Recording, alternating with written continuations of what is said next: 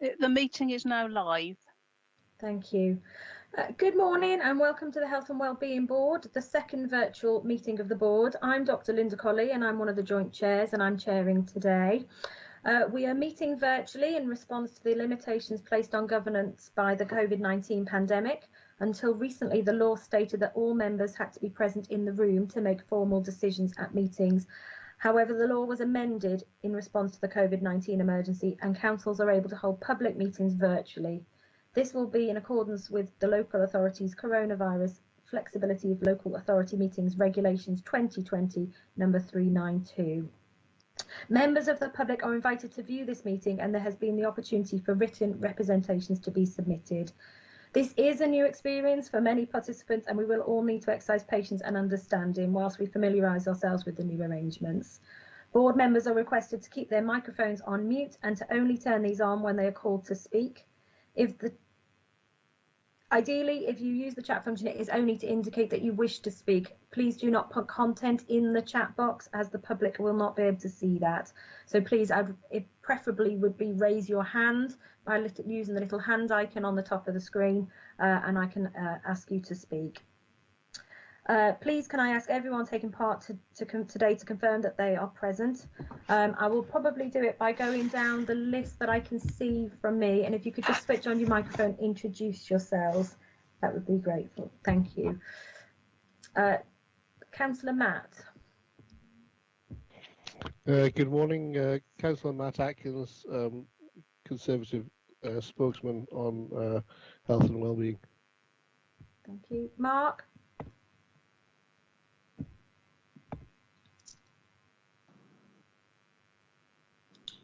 Linda, is it this Mark? Yes, sorry. Yeah, sorry. Sorry. Hello, good morning. It's Mark Cubbin here from Portsmouth Hospitals. Hello. Hello, lovely, thank you. Diane Sherlock.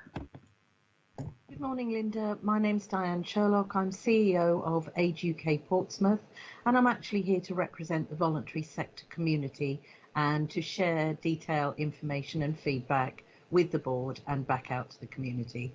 Thank you. Thank you. Alice Dixon. Hi, I'm Alice Dixon and I'm a community safety researcher. Sam Graves. Hello, I'm Sam Graves. I'm also a community safety researcher and I'm here to present the findings of the strategic assessment. Lovely. Matthew Gummerson. Matthew Gummerson, lead for Intelligence and Public Health Portsmouth. Councillor Horton. Councillor Susie Horton, I'm the Cabinet Member for Children, Families and Education. Alison Jeffrey. Hello, Alison Jeffrey, Director, Children, Families and Education at the City Council. Dominique. Hello, Dominique Latouze, Consultant in Public Health, here on behalf of Helen Atkinson, Director of Public Health today. Anna. Good morning, Anna Martin, Democratic Services. Thank you. Robert Mitchell.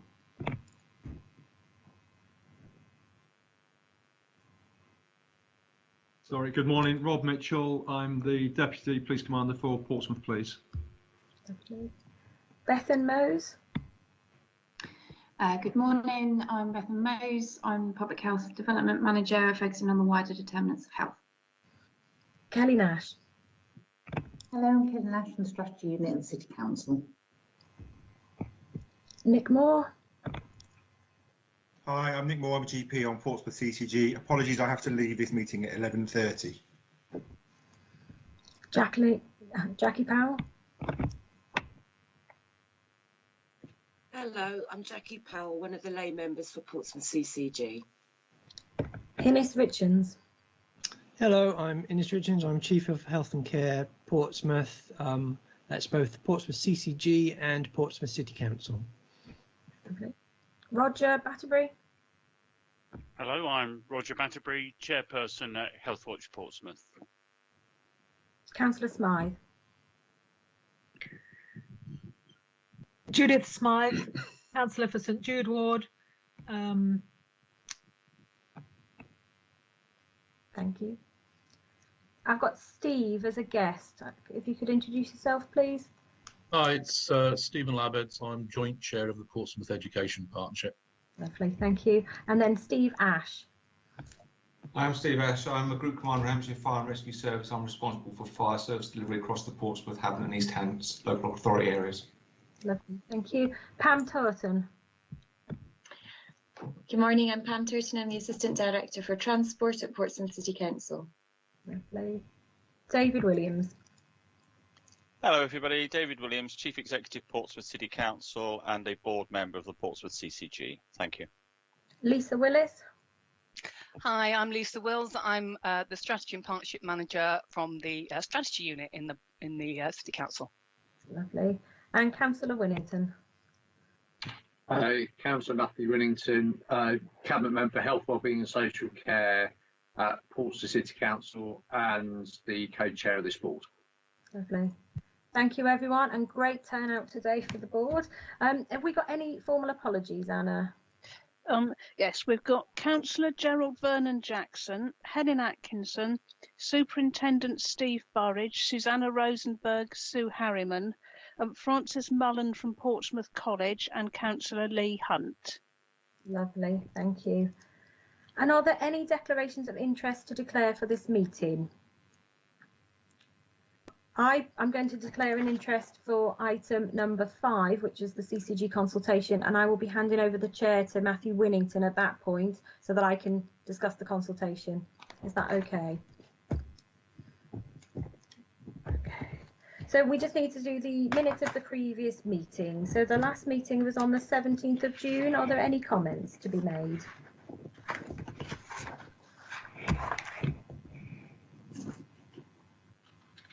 No.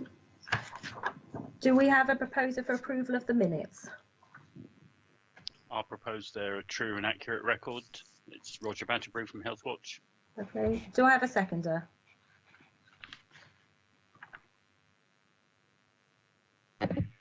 Happy second. Portsmouth CCG. Okay. Lovely. So the recommendation has been proposed and seconded. I will now take the vote by affirmation of the meeting as permitted within the regulations. If there is no dissent, the proposal is passed. Are there any objections? No. Lovely. So the minutes of the previous meeting have therefore been approved. Thank you, everyone. So we'll move on to item number 4, Local Outbreak Engagement Board, and I'll help update. And is that over to Kelly? Yeah, Dr. Colley, I'm happy to introduce that in Helen's absence. It just comes to the board as an information report, so no recommendations as such, but you'll recall at the previous meeting a subgroup of the board was established to act as the local engagement board as required by the government guidelines, and their role is to oversee the local outbreak plan. The report comes to you as a summary of the actions so far. I think the first most important point to know is that the board did approve the publication of an outbreak plan for the city in line with the required deadlines, and that has now been published on a web page that's been established with all the necessary information, and that is available to the public as well. The board meet on a monthly basis to receive regular updates on the situation in the city. So there's a regular data and intelligence summary, generally an update from colleagues in regulatory services about what the latest position is regarding regulations in the city, and also to receive regular assurance reports on the level of preparedness in the city for further spikes in the pandemic. And we also report back the outcomes of a series of exercises that the Health Protection Board have been working through with various areas just to test the plans, look at scenarios and what would happen in those cases.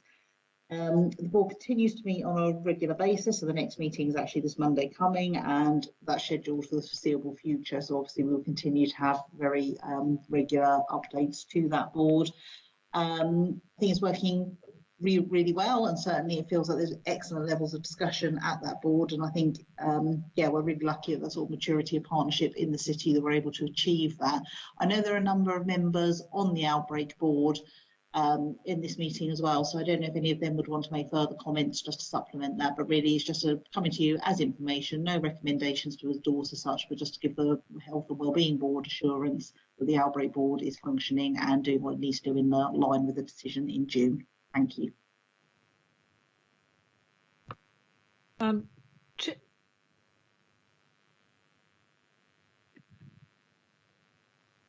Chair, I'm on that board and I am very reassured by what's going on. I think we've been questioning the board quite closely. It does feel a bit more like an NHS type board than a local authority committee, and I think it's important that we keep up that rigour during these times. But so far, I feel very reassured as a member of that board.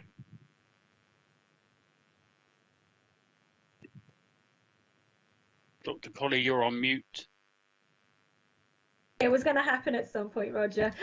Nick, I've got a question, if that's okay. Yeah, perfect. Do you want to go? I've got a couple of things. Is obviously, as the figures are now rising, which we're all aware of, and obviously things have changed, is there anything new to report that anyone has? And also, there's one question I just also had about the homeless within this, within the report.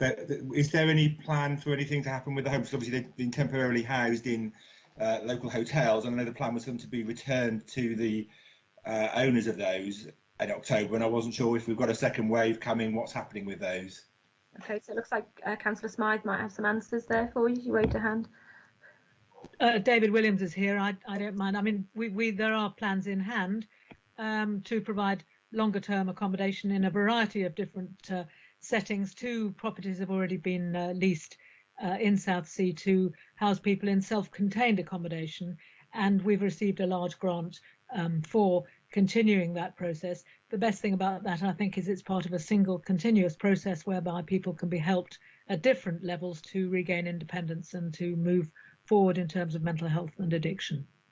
So that's happening now, regardless of the second wave, and hopefully, presumably, that will then mean that these people are not then, we're not getting a proportion of rough sleepers when we do have a rising number of cases.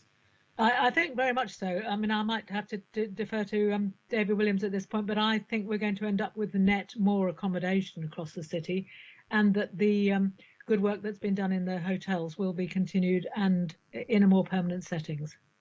Okay, so David, did you want to come in? Well, yeah, I mean, that's absolutely right. We just finished the process really of moving people out of the 2 IBIS properties in Portsmouth into a number of others, but predominantly two other sites. We're at a very close stage in terms of negotiations on a 3rd location.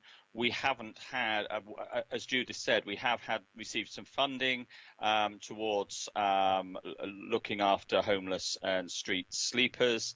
I'm not aware that we have had any further specific guidance consequent on yesterday's announcements, but then the detail normally arrives a minute to midnight the day before. So give that a bit of time, Nick. But we've got some good systems in place. The interagency work around that has been absolutely phenomenal, and thank you to all the agencies around this table today for your assistance with that. Okay. Sorry, just in terms of other updates, we did have a COVID positive case at one of our primary school in primary year yesterday, and another, I understand, at Portsmouth Grammar School. So yeah, we are undoubtedly exercising our outbreak plans. Okay, so there's a few people. So Councillor Winnington. Thanks, and just thank you, David, for that, for the update there.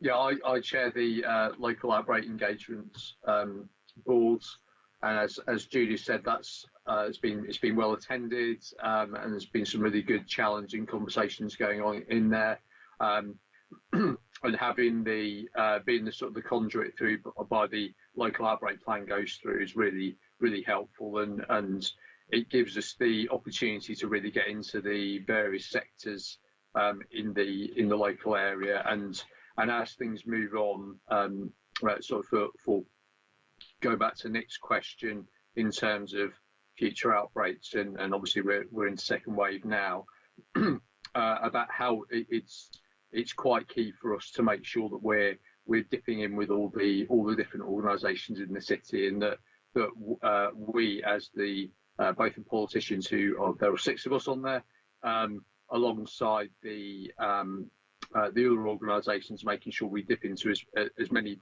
organisations in the city as possible to get their engagement on board with that. I think the important thing says is that we are meeting monthly, but if we need to meet more quickly again at short notice, then we can do, and we will do. And obviously, if there was any need for, if we were getting data for any local lockdowns or whatever, then they would need to go through that process as a subcommittee of this board, because that would be the way that we've effectively got that delegated authority to give the view of the board, and then obviously in conjunction with other cabinet members and the NHS and obviously DHSC and everything. So yeah, I think it's working really well. Just a quick comment on the homelessness bit. I think that's, you know, there's huge amounts of work and tribute to the housing team, both the cabinet member for who's really pushed hard to get us where we are now, Darren Sanders, but also the whole of that housing team and all the rest of the council that's worked on this, because we are well ahead of the game compared to other places, and we are recognised as effectively for doing the work we've done over both the IBIS, but also getting into the new accommodation in Southsea, and that will be a really key part to make sure that continues, and that we make sure that the people in that homeless accommodation is as safe as possible during the outbreak as well. Lovely. Kelly Nash and then Steve Nash. Thank you, Dr. Colley. Just to come back on the very specific point raised by Dr. Moore. We're updating the outbreak plan as things change in terms of models and what have you. So one of the changes that we have made to it is, or in the process of making to it, is to reflect now that the homeless accommodation is no longer hotel based and is more sort of supported living within different accommodation. So that will be changed in the plan, and we're also scheduled to have an exercise to then test a scenario of someone who may be positive in one of those models, to make sure that we actually understand how that would run in a live situation, because obviously we've identified that for some of those people there are vulnerabilities that might make it difficult to follow guidelines. We just want to make sure that we've got strong things in place, but we're going to do that against the new accommodation model in the same way that we did against the old one as well, just to make sure that we're comfortable with that. Lovely, thank you. Steve Ash. Yeah, I think it's really positive here, the work around the outcomes around the direct public health emergency. What I'm interested in, have we got any information about whether or not this is creating a wider impact around this approach to homelessness? Is it creating a wider impact for individuals who are homeless in moving them into a more sustainable position? Oh, Dominique, did you want to come in to answer that?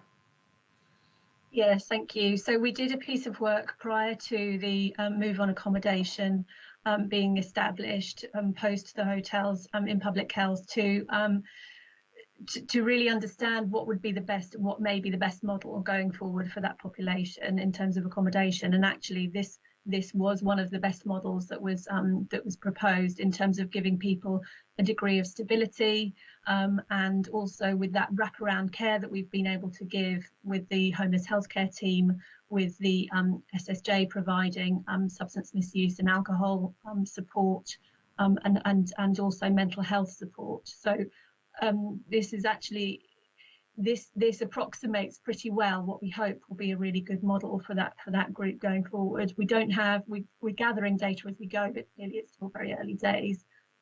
But in terms of offering people a longer term perspective and support for what they need, this is a good model, I think. Yeah.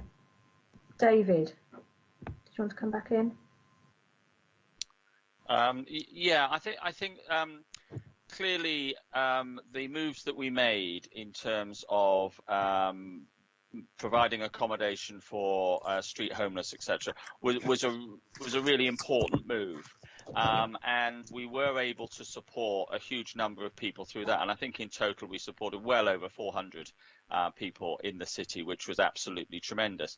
Of course, for some of those people, given the issues that they are facing, being brought together in hotel accommodation in those numbers was not necessarily the most ideal setting for everybody. So I think we have to accept that whilst we've been able to make a lot of progress, I think we'll be able to do much more now that we're able to get people into more appropriate settings. So yeah, I think we made the most of the situation that we were in, and I think it was an absolutely brilliant response from our housing colleagues and interagency.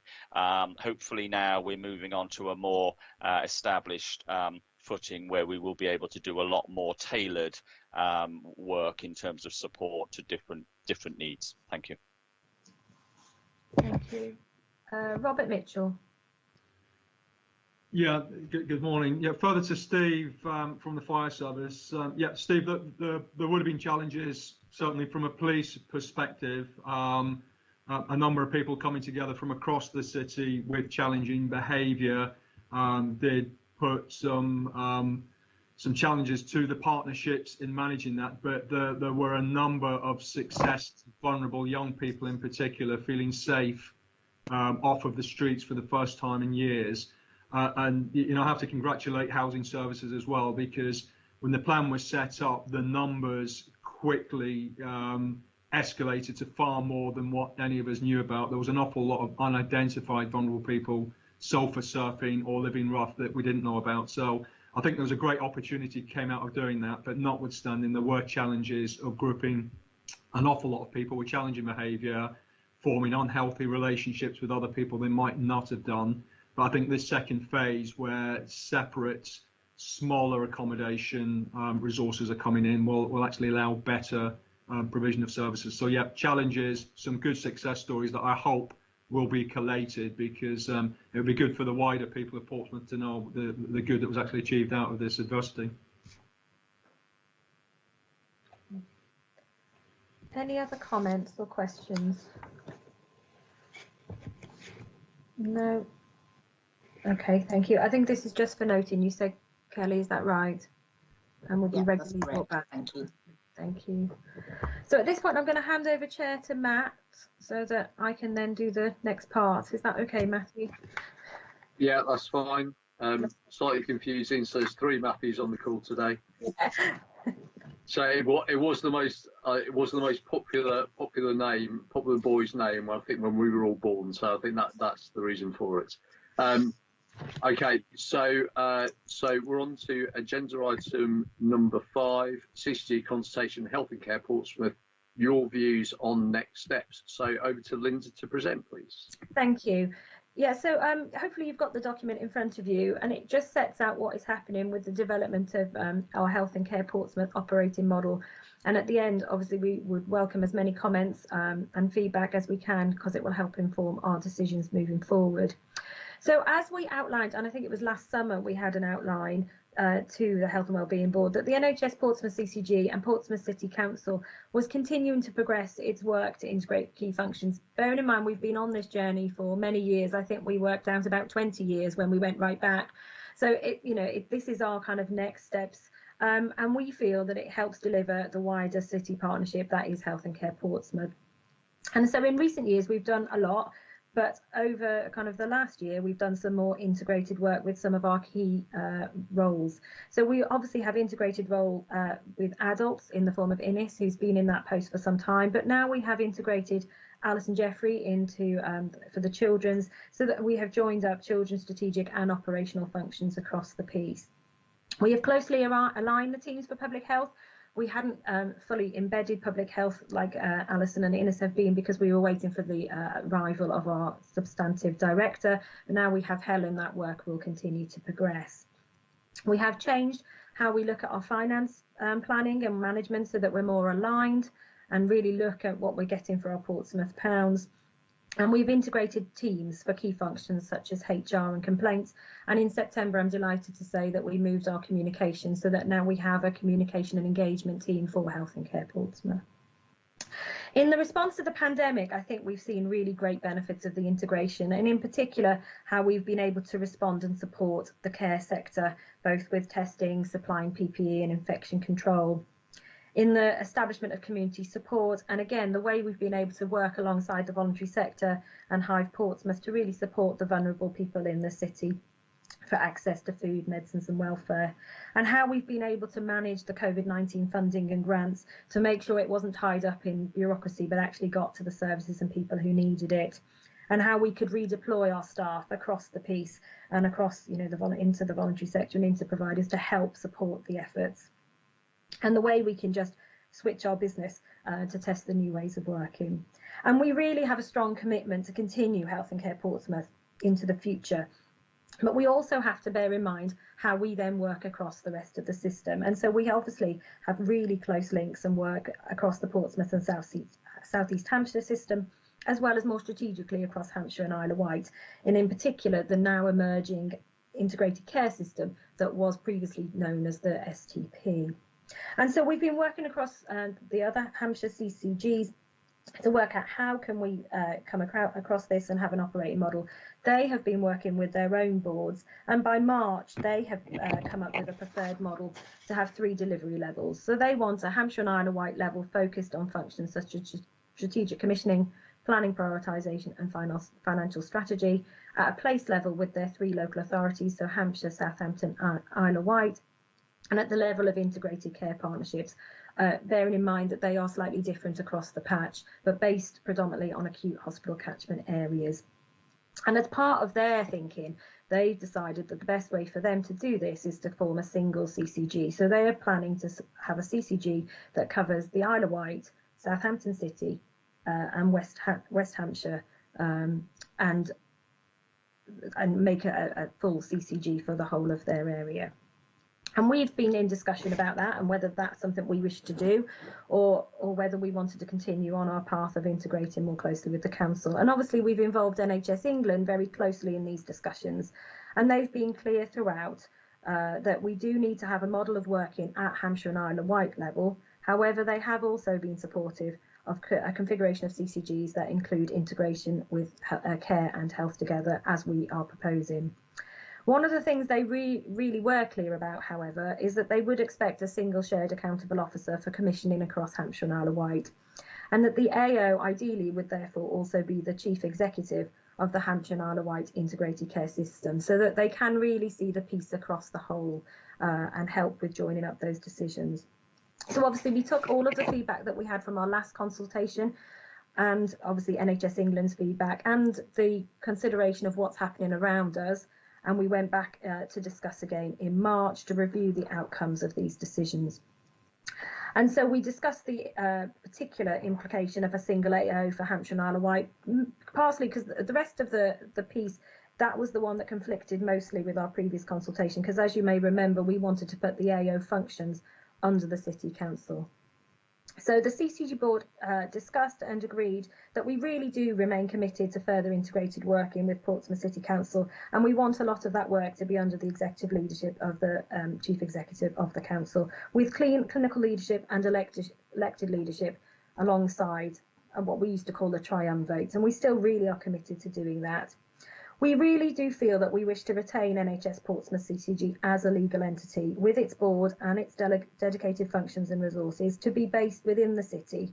And so we are not proposing that we would merge with the other Hampshire and Isle of Wight CCGs, but that we would look at supporting delegation of CCG functions into the council to continue with the Health and Care Portsmouth work, but that we would then propose to share the CCG accountable officer with the other CCGs, and in fact be also the Hampshire and Isle of Wight ICS AO, so that we can have that link across the top and make sure commissioning decisions are joined up for the system, and that we are absolutely committed to working with the partners in the Health and Care Portsmouth and what we call the ICP, so the Portsmouth South East Hampshire system delivery way of working that we have been.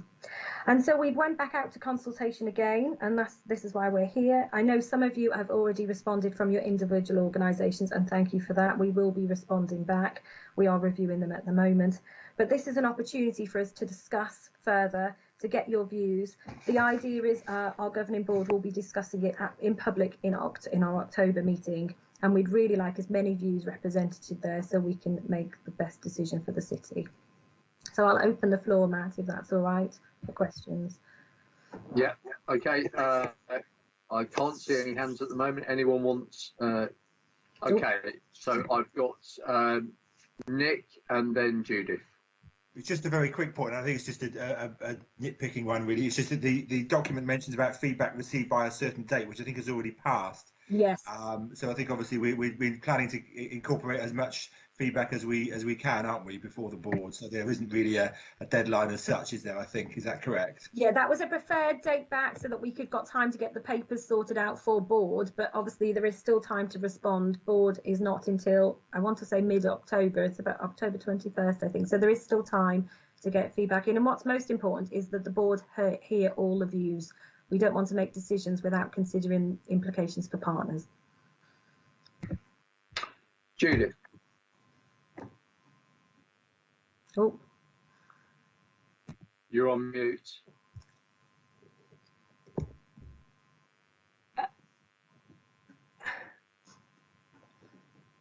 Thank you very much for the opportunity to speak. I don't want to have a great long discussion about this now, but this is about power and where it lies, and having some discussions about when push comes to shove, what actually happens.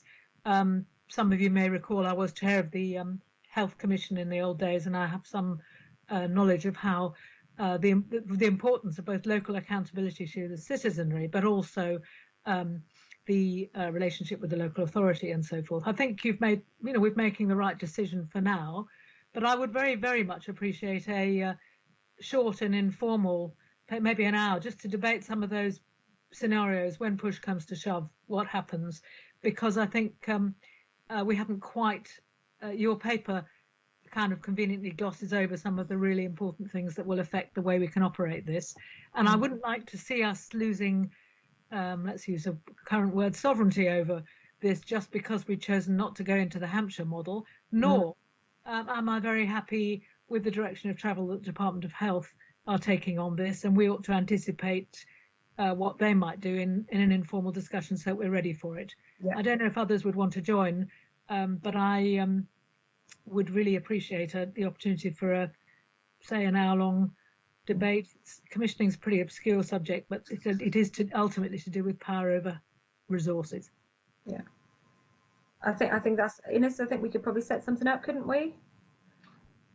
Yes, yeah, definitely. I think that'd be useful. We've been talking about whatever governance arrangements finally land.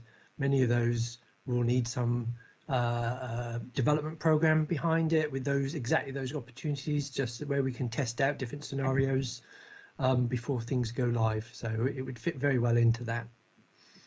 Perfect. Thank you. I hope it could inform our discussion and decision making in October, because it may be necessary to put some conditions down to our agreement to go in with Hampshire and the Isle of Wight. We've been there before, and we need just to. I would appreciate doing it before the October meeting, please, and I would hope to be invited if you'll have me.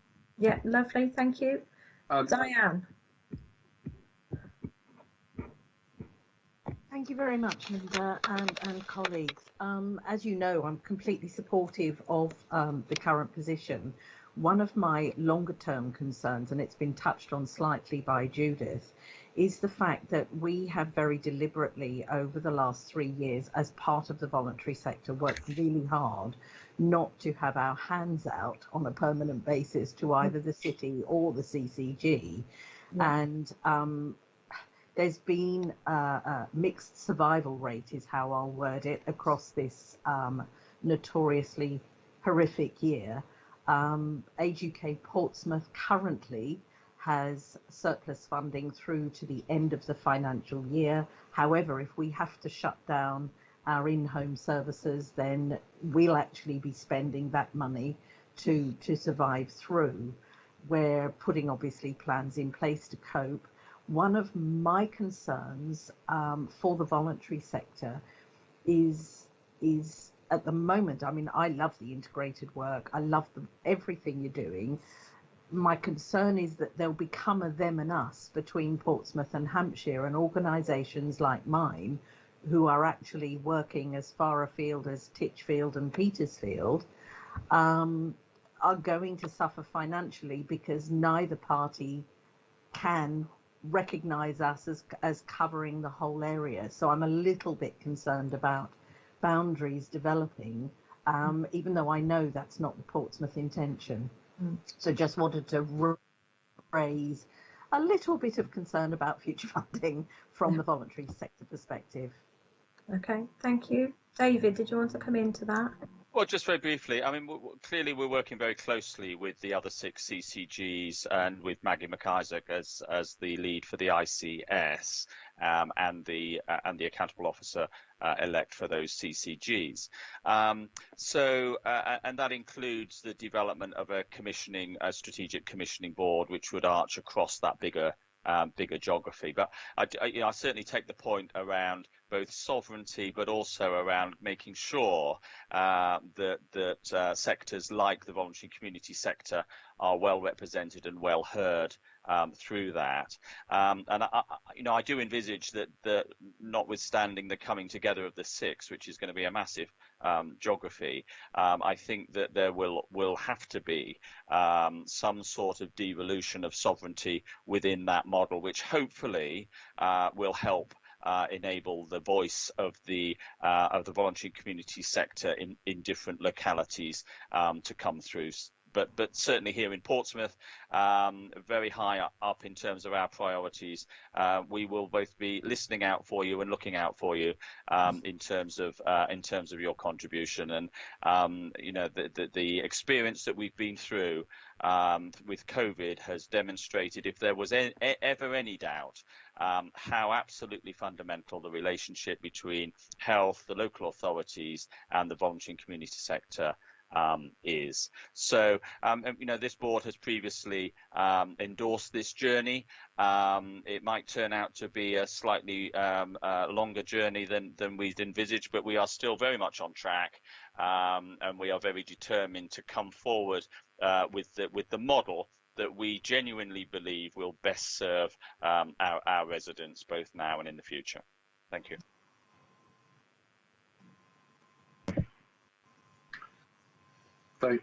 Thanks, David. Does anyone else have any comments or questions for Linda? Diane, did you want to come back? I did, thanks, Matt. I wanted to say a very big thank you to David, Innes, Linda, and just everybody that's working on this. And I'm loving seeing all the nodding heads with the voluntary sector and all of us working together, and really appreciated your thumbs up, Judith. And it's just great to feel so united and so in the same place. So just want to say a big thank you. Thank you. Thanks, Diane.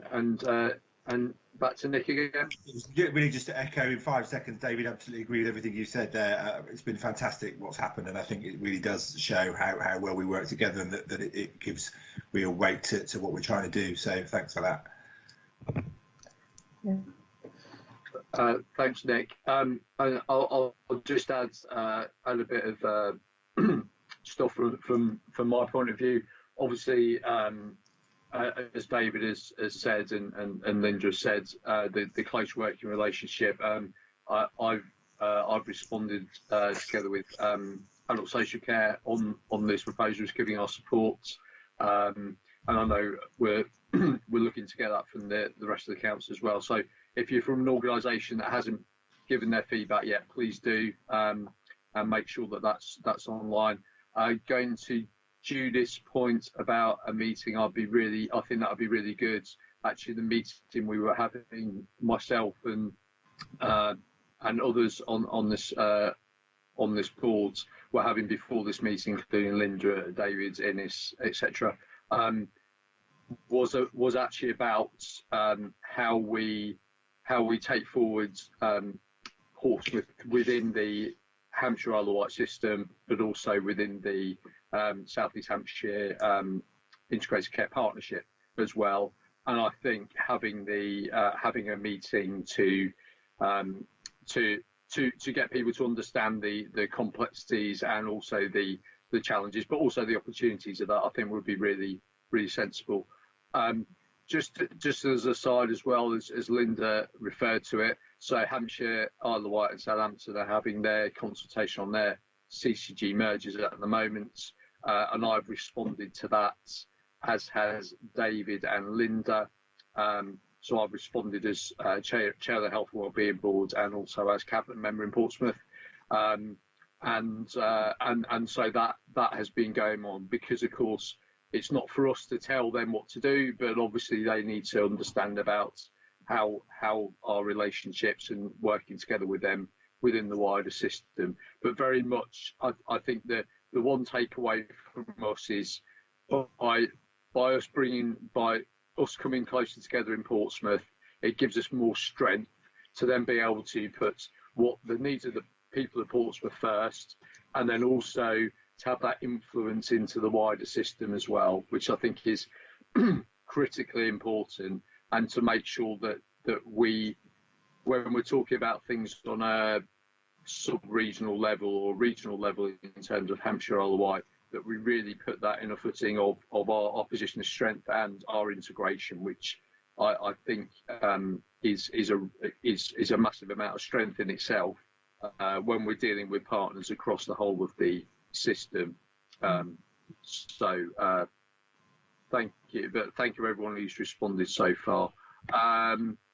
On to Jackie.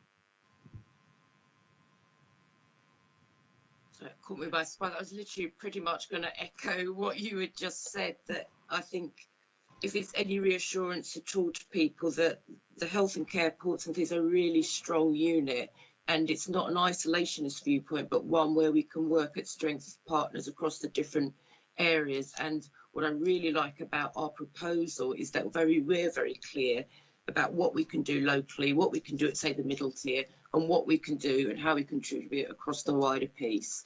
So it's not Portsmouth wanting to huddle in a little corner by itself, but have strength from this position and work across different levels effectively. Which is pretty much what you said. Thanks, Jackie. Thanks, Mark. Good morning, and thank you very much. So I just wanted to say thank you very much for the opportunity to respond to the consultation, and we have responded. Yep. And I just wanted to make clear our support for Health and Care Portsmouth. We see the benefit of the integration that's happened over many years for our population, and for the population that we share in terms of health and care provision. There are some things that still need to be worked through as a result of the arrangements, and I appreciate this is something that's a very complex set of arrangements that need to be worked through, because one of the things, which is in my response to the consultation document is, what are the unintended, if there are some, implications for the other 2/3 of our population. We serve a population, as you know, which is 1/3 Portsmouth, 2/3 South East Hampshire, and it's understanding that level of detail which I think is really important in terms of how resources get mapped out, etc. So but I just want to make clear that our response has been only about those points. We continue to endorse Health and Care Portsmouth, and we see our patients see the benefit of the integration that's happened over many years. Yeah, thank you. And I think that's what Councillor Smythe was talking about, is it's working through those examples, isn't it, and specifically things around the hospital and what we would do. So that's what we could focus our working group on, those kind of pieces. Lovely. Okay. And obviously Health and Care Portsmouth, this is commissioning side of Health and Care Portsmouth. We're fully acknowledge it's all of Health and Care Portsmouth is what makes it great, and that includes all of the wider partners. And I think it is fantastic when you sit on a board like this and you see the whole spectrum of the city represented, and that's what we want for Health and Care. Judith, just wanted to come back in. Oh, you're on mute. Another question. I keep getting the dictionary up. Another question that we need to look at is just how the challenge of the merger going on in Hampshire Isle of Wight, one wider, is that they will be going through a phase of separating commissioning and provision more. Our distinction between commissioning and provision in Portsmouth is working really well in terms of outcomes and joint working, but I think isn't always that clear. And there'll be a challenge of representing that so that the the integrated provision provided in Portsmouth isn't threatened by a different form of strategic commissioning in Hampshire. That's really the prize, because the outcomes that I think we're getting here through integration at all levels is really very, very good compared with other places. And if the model, the mindset in Hampshire as with the strategic lead doesn't allow for integrated provision in the way that we've done it, then that threatens outcomes in Portsmouth, and that's one of the debates I think we need to be having. Yeah. Is that clear? I don't know if I've made that clear. But... No, that is clear. Thank you. And, you know, just to reassure, obviously the other CCGs and Maggie, obviously, who's leading the consultations, they are having these exact conversations with their councils and how they're going to work it out for the future as well. So it is a moving piece. I would love to be able to say this is how it's all going to work, but we are still working through those details as we speak. It feels like I've worked on this agenda for 40 years in Hampshire. So, you know, no, not 40, 35, but it won't be finished even when we agree this next step. Yeah. But it's important that we learn as we go along, and as Ines said, there may have to be working groups that carry on working and adjusting as we move forward. Thank you, everyone. Linda, did you want to sum up at all? And then I think we'll just be effectively not so much noting this item, but obviously we've taken on that. Linda will have taken on board any of the views and suggestions. So yeah, so thank you for everything. I think we will take obviously those feedback back. We will try and set up something for people who are interested to come and work through some examples and try and hit off those problems before we get to them.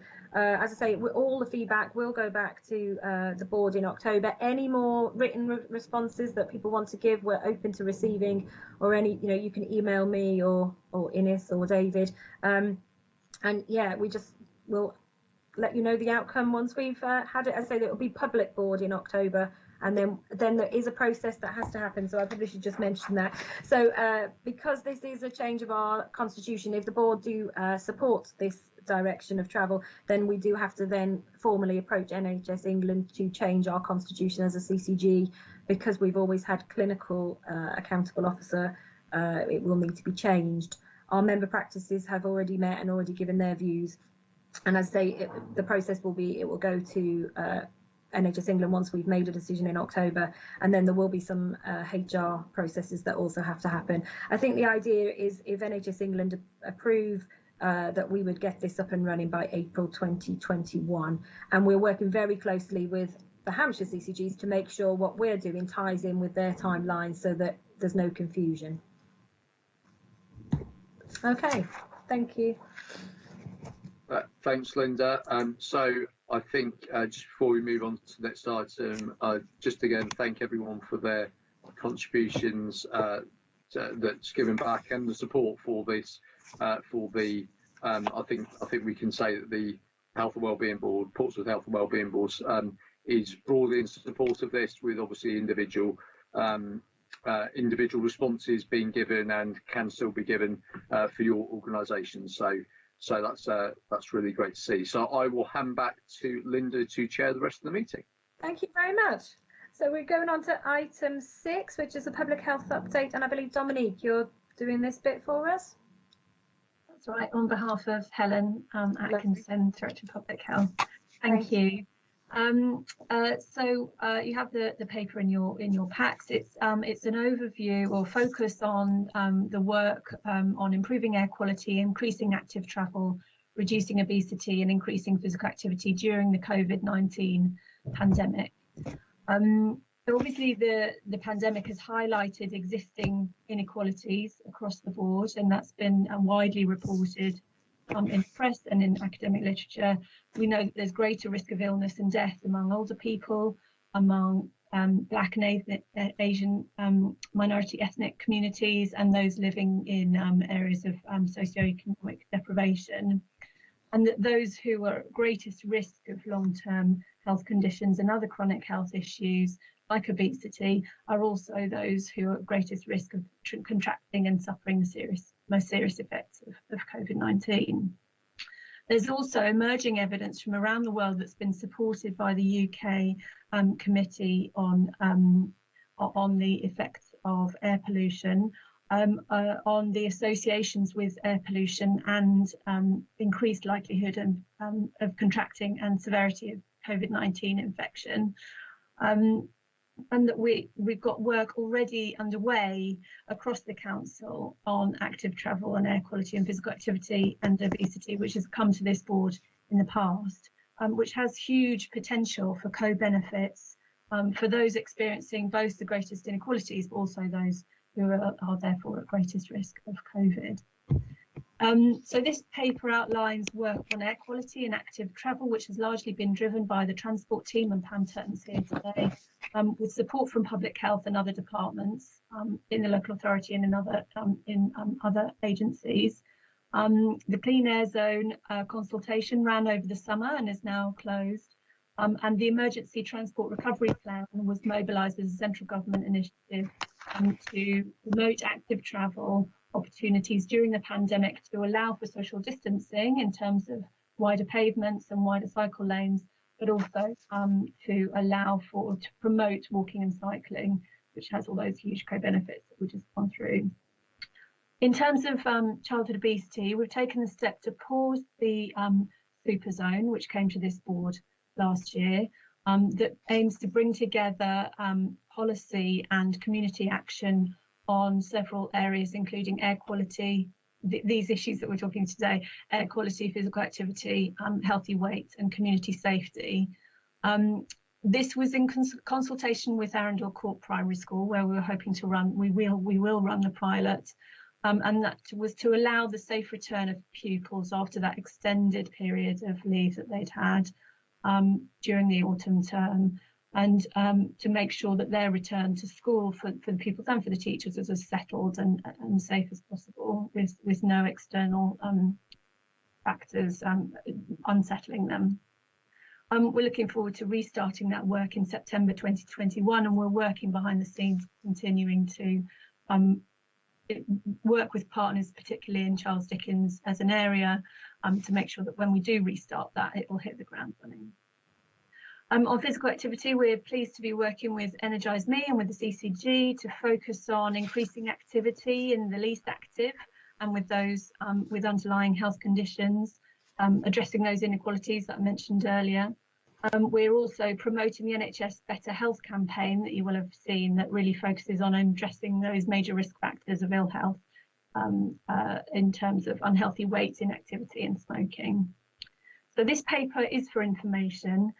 However, as part of an ongoing commitment to addressing the risk factors on the so-called causes of ill health that we know have a greater impact on COVID-19, I'd like the board to consider including air quality, active travel, obesity and physical activity measures within the upcoming health and wellbeing strategy review that I understand is coming in at the next meeting.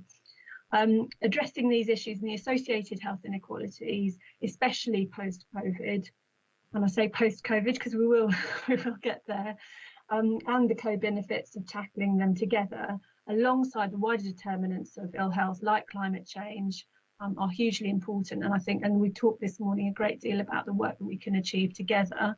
And I think this is another of those issues where we can make great strides if we work together to include these issues in that health and wellbeing strategy. Thank you. Thank you. So questions or comments? I think we've got Councillor Horton came on first. Thank you, and thanks for the report, Dominique. It's like it energizes me in terms of my frustration that we can't do things quick enough. It really is frustrating.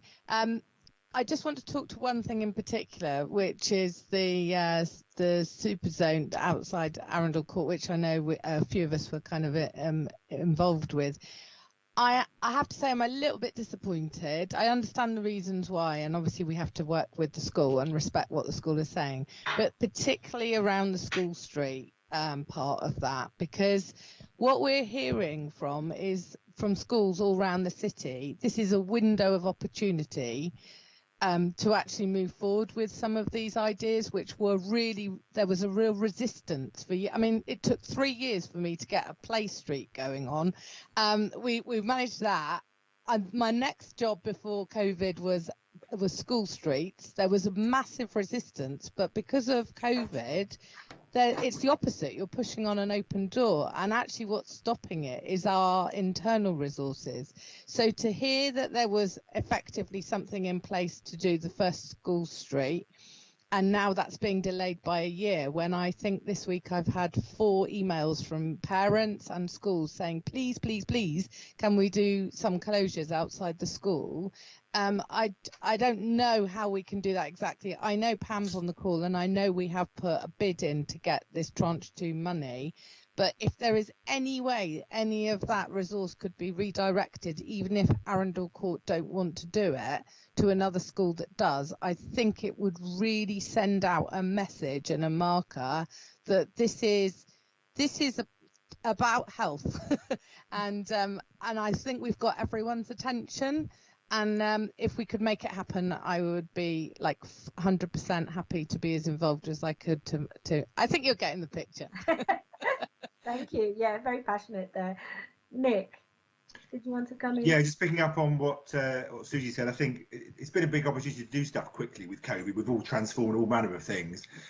With the transport stuff, obviously road closures and obviously some of that contentious, some of it not. But it was like winding the clock back, probably before most of us were born, in terms of the numbers of cars are on the road. So it is an opportunity to look at that, and I hope that is sort of grabbed to try and, I know this stuff about various cycle routes. I think I'd agree also with what Susie's saying about the super zone, because I was involved in lots of discussions about that, and it looked like a really positive thing to do. And obviously if the school's going to find it difficult, and of course if they've got lots of challenges, that might be an issue. But we're kind of in this point at the moment where we don't know where it's going to go. Obviously things could all suddenly go COVID crazy again, and in which case we're going to have to stop everything and shut roads again and just make space, or what can we do that we can actually push on with, because we know there's not going to be a widespread vaccination program for a number of months, and it's you know, if that is able to come about, and therefore getting that balance right between what we can do and kicking things down the road because it's not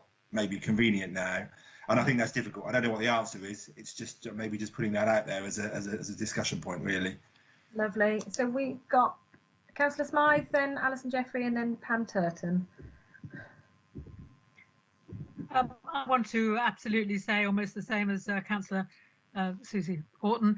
I think there is a unique opportunity to do things much more quickly now than we would have had before. If we push it into the long grass, we won't be able to make radical changes that will help us long term in the future. And I'll be very happy to help with that. I also have conversations with people walking around in my area in Southsea about school streets. We've had long conversations on the Green Alliance social media about that, and the sooner we can put those into practice. And oddly enough, I think that particularly now we know that parents are going to be working from home more, that means that you're not jumping in your car to drop your kid off on your way to school. You are walking much more often. And I think if we can't do these things now fairly quickly, then we'll miss a generational opportunity. And I think we may be able to enlist parents to help us with this. And there may be a need to get some parents who are now working at home and therefore not having to commute for the hour or 2 hours it takes a day for them in previously, to help with some of these things. Obesity is a really huge problem that we've had in this city, and you know, for those children, delaying a year is probably, you know, going to for some of them affect their health for the rest of their lives. I don't see any reason for not progressing with this. You know, I know it's a sort of area where we should be able to get some volunteers to help. It should be the sort of area where the voluntary sector through the Hive should be able to help. And some of the tasks involved in setting up the super zone were ones that wouldn't have put too much pressure on hard-working officers, but would have been to do with local communities. And if we can get local communities motivated, then that's part of the mental health of our city that we also need to look to give people something to look forward to. And dealing with physical activity, walking, making space on the roads for that, reducing the number of cars is all part and parcel of a legacy that I'd like to be part of having created. Lovely, thank you. Alison, did you want to come in? Yes, please. Thank you, Linda. Really to say that I too was disappointed to see the delay, not involved in that decision. It is difficult. The leadership at Arundel Court is very wise, very expert, you know, some of the best we have in the city. And it is incredibly important that we allow schools to focus on their absolutely core task. But I would really urge that we look at what we can do to progress this without a burden on the school leaders, because I can't really believe that we can't do something which wouldn't help them without putting a burden on them. And I have to say that, you know, from my perspective, I completely support everything that Susie and Judith have been saying, and I do share with them the view that now is the moment for us to grasp the opportunity to make radical change. We just have to do it in a way that doesn't put lots of administrative burdens or difficulties on schools who at the moment really need to be allowed to get on with their core task. But that's where the team comes in, I think, somehow. Okay, lovely. Pam Turton. Thanks very much. It was just to say a huge thank you for the support for the school streets. That's incredibly welcome, and I hear the message completely about trying to capitalise on the changes that we've recently got. So I will take that away, put a meeting in the diary and see what we can do sooner rather than later. In terms of the funding decision, the latest I was told when I had my catch-up meeting with the DFT last week was soon, which I'm afraid to say hasn't really been clarified any further as yet, but I will get an update for you as soon as I can. But yeah, I'll put that meeting in the diary and we'll see what we can do. Thank you, that's great. Councillor Atkins. Thanks. Yeah, in general, I think this is a good report, and happy to see the progress being made. And there was, but what I'm about to say is not particularly in reference to the super zone and the schools issue moving forward, which I'm quite happy to move forward as is possible, as long as many stakeholders are taking part as possible. It was more in reference to the elements of the report about loss of road space and road closures and loss of parking space and that kind of thing, which is an element of how we're trying to move forward. And I just wanted to, I did note that the report had noted a 78% support for changes that have been made, and I think for me, I just really want to emphasise the importance of making sure that consultation is comprehensive enough to gather the range of views that are genuinely out there, and not only, because I think some residents are less aware of what's going on until it actually happens and appears to become permanent, and that's when you get the controversies arising, because obviously some of the closures have turned out later to be a lot less popular than it was originally thought that they were. I can see I'm disagreeing with that, but with the seafront is now mostly open, is it not, rather than mostly closed? So if you need to, we do need to be careful that we are actually gauging not only what are the genuine views of residents in the area, but also how behaviour will be affected. A lot of these decisions are being taken in wards that have less of a driving population, and there's less understanding, I think, of how the more driving population wards from the north of the city actually will behave as a result of some of the closures. We have seen traffic come back to its usual levels, and what we don't want is simply to create congestion, which generates more air pollution, more traffic problems, more general annoyance around the city. And so while I can see there's a lot of enthusiasm for grasping the opportunity, it simply won't work if it's done in the face of public opposition without understanding how it will actually change public behaviour. Because if it simply results in traffic congestion, then there isn't any great value in it. And so I do think care needs to be taken, particularly with the loss of road space and the loss of parking. But that was more in reference to those issues rather than the schools one. And I'm happy to see whatever measures we can move forward with that do have widespread support and do have consensus around them go forward as well as they can, and following on this making taking as much advantage as we can of this government funding to promote the cycling and health and well-being of people in the city. I do think that's a good thing in general. I just think there are lessons to be learned from some of the examples that we do need to be careful about making sure that we know exactly what the implications are and exactly the right groups of residents have been consulted. So that was all I really wanted to say. Okay, thank you. Diane, you wanted to come in. Thank you very much. Yes, I wanted to talk about possible volunteer connection and help. I've just submitted a bid, which I won't get the results of for probably a month yet, whereby together with the Hive and Portsmouth together, and the Hive very kindly refereed my bid, we are looking at volunteering as a way of developing CVs, skill sets, helping people to become more employable. And I'm listening to this conversation, and it certainly triggered in my head when I read the paper that this is absolutely the most perfect connection. And I think, you know, there's all sorts of careers that could come out of this, from caretaking at schools to caring for children, to being self-employed, to working in the care industry, that could come out of the experience of volunteers supporting the closed street approach and supporting children to be more active. The offer from our perspective is that all participating volunteers will be DBS'd. It's quite interesting. The public, from our perspective, totally appreciate that happens.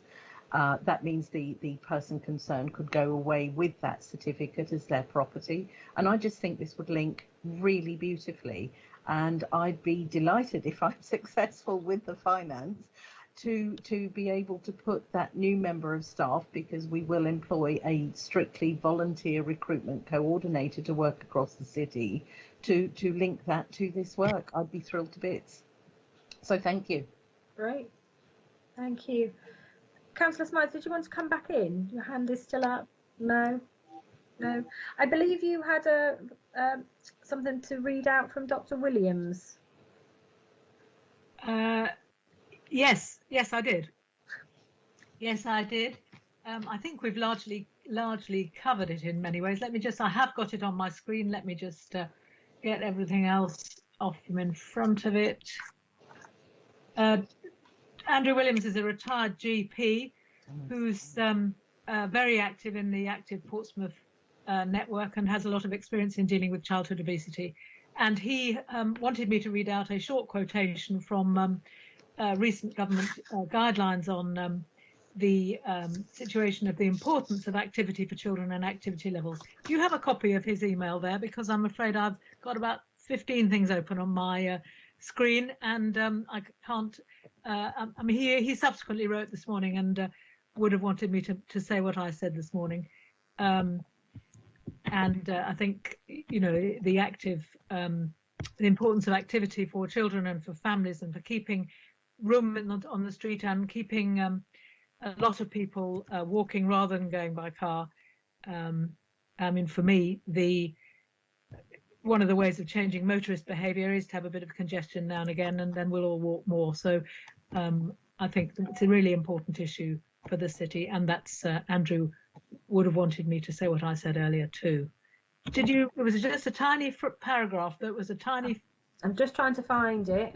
Can I just come in on that just very quickly? I think yes. I think he has.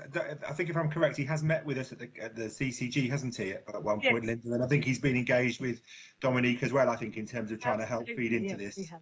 And he was very happy with that conversation that he had recently on that as well. Okay, perfect. I just think making sure that he's the correct person that I'm thinking of. So yes, he is. I think in the circumstances and in the light of his email today, he would forgive me for not absolutely reading out the very small paragraph that comes from government. Yeah, and I think it's. I just make the point that I have taken an update as well from the CCG side of things, because one of the things we were talking about is putting incentives in with the GP sequin to try and encourage active travel, and so that piece of that is still in discussion. So my colleague in the CCG is working very closely with public health to try and make that happen. So we haven't forgotten; it is very much still on our agenda. Dominique, did you want to come back in? Yeah, just to say thank you very much for the support and the comments, because I do echo those. And I would say that the super zone clearly was established before we knew COVID existed. And so all the ideas that have been mentioned, I hope really come through in the paper to say that yes, absolutely we can capitalise and we should capitalise on the opportunities brought up to increase active travel, including the potential for school streets. And that was one element of the super zone. And we're responding quite rapidly to the situation we find ourselves in. We don't need to pause the whole thing. We can continue with some of those elements on active travel that place, as Alison's pointed out, less pressure on teachers themselves and more on the community that's around them, and often that support. We're also, I think, as I mentioned earlier on, working quite closely with community members in Charles Dickens through Radian, which is a housing association, who've been trying to work with community members to capitalise on some of that work, that community and voluntary work that would happen through the pandemic, or through the first wave of the pandemic, to make sure to mobilise local people to support one another on some of these agenda items. So that work is still continuing. So I think we need to adapt what we were doing, but I completely endorse that this gives us a new opportunity to work together on these issues, which are still so pressing. Lovely, thank you. Councillor Winnington.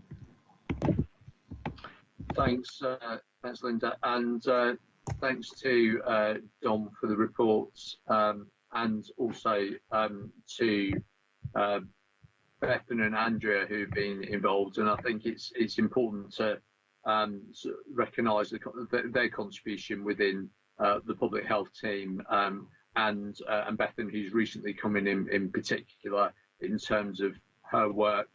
So she's been brought in specifically to be around these wider determinants in terms of effectively, as I've talked about in the past, both in this meeting and others, about humanising things like air pollution rather than being some kind of abstract, because this really is a situation whereby if we're tackling the air pollution and we're taking actions to tackle that, actually has a human impact in terms of better health and well-being, and obviously people having more healthy lifestyles, which impacts the other way as well. So so when we talk about wider determinants of health, it's both the way people live their lives, which actually creates a better environment in general, and also a better environment helps people live better lives. So it's an important connector for the two. I completely endorse what everyone said about the moving forward with school streets and other things. I think the important thing is about when we come back to areas like road closures and consultation and engagement. I think that's the most important thing, is engagement, but also that we're bold enough to go ahead with pilots as well, and make sure that we have these kind of opportunities to try something out, and if it works, it works. If it doesn't, it doesn't. But at least we'll have something empirical, rather than we don't do something because it's going to be too much trouble, or people won't like it, or we think, well, it won't work, or we don't think it'll work, so we won't try. So I think that's the important difference there. So so thank you very much for this report. Can I just say that I've found Andrew's very short statement. Would you like me to read it, Chair? Yeah, lovely. I've just found it too. Go on, you can read it out, Jude. That would be great. Okay. What he says is, thank you for all your careful and professional approaches. The board is very busy, but I realise how many different balls you're keeping in the air, all the while managing the pandemic, and so he doesn't want to take up time by coming himself. He's confident that Andrea Wright is taking forward with the CCG and Energise Me the activity agenda, which has never had a higher relevance. The problem is how to manage the pressures on us so that other more urgent but maybe less significant issues don't cause this one to be ignored.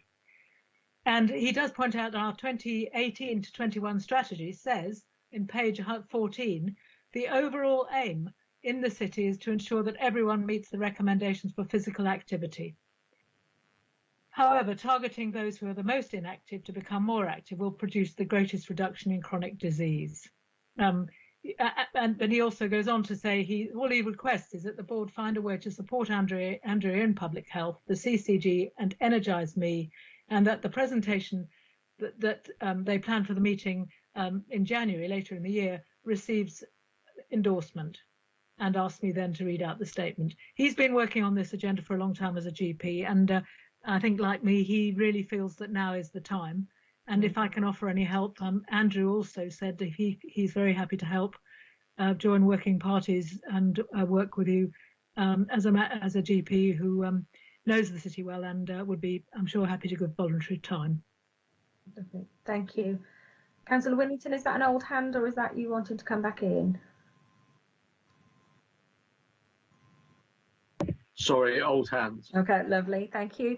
So, Dominique, you said at the beginning you wanted to make sure that these priorities made it into the strategy. Is that the paper that's coming in the January? There's two papers. So the strategy will coming, I understand, to the next board meeting in November for discussion. I think the paper that Dr. Williams is referring to is the Energise Me strategy, which is Energise Me being the regional provider for physical activity, which is being refreshed. Clearly, it would make sense, and I'm sure it will, that those two documents talk to one another and reflect one another. And I would also really reiterate that we are still totally committed to this agenda, we're all having to do things slightly differently in all our fields, and so we want to make the most of the emergency transport recovery plan and other opportunities for funding to do this same work, but in a slightly different way. Thank you. I hope you found that useful, the comments back. I think it was quite a good discussion. Thank you very much, and we'll look forward to seeing the strategy in November's board. Moving on to item 7, community safety strategic assessment. I believe Sam Graves is going to present this. Yeah, I'm just going to introduce Sam quickly. My name's Lisa Wills, and I've worked with Sam on the strategic assessment and within the strategy team on the community safety plan. I know we don't have much time, so I'm not going to go through the report or the recommendations in any detail. They're pretty straightforward, and I hope you've had a chance to read them. Sam's covering report is really asking the board to exercise one of their statutory duties as the community safety partnership now for the first time since the merger last year, by approving the priorities set out in the document itself and the recommendations in item 2 of the report. The strategic assessment document itself is presented in a slightly different format to previous years as a result of the issues that we've had this year. Part 1 was circulated in June, and this final draft document now incorporates the conclusions and the recommended priorities for the coming year. I think Sam has done a sterling job in difficult circumstances with support from Alice Dixon and Alan Noble. So not going to dwell on anything more. So I'm going to hand over to Sam to present the findings, and I hope there'll be a little bit of time for questions and discussion at the end. So off you go, Sam. Okay, thank you. I'm just going to share with you some slides quickly so that, there you go. Can everyone see that? Yes, thank you. Yeah. Okay, lovely.